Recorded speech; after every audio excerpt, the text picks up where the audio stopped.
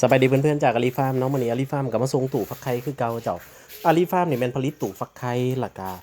ผลิตตู้อนุบาลได้เจ้าเด้อนอกจากนั้นก็ยังมีแนวพันธุ์ไก่ดุดำและก็อ่านกกระจอกเทศเนาะสำหรับเพจปัจจุบันนี่อยู่เจ้าสำหรับตู้ฟักไข่อาลีฟาร์มก็เลี้ยงแท้ฟักจริงเด้อเจ้าเด้อเฮาบ่ได้อิงง่ายๆเลี้ยงแล้วก็เอามาฟักเนาะเมื่อสมัยเมื่อก่อนก็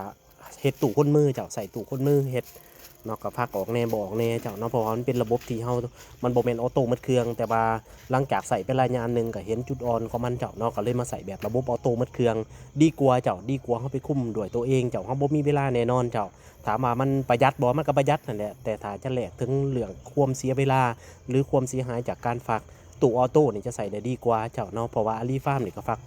คุกกี้ในวงการตัวนี้ก็10กว่าปีเจ้าอยากให้ทุกคนได้ลองใส่เบิ่งเจ้าเนาะ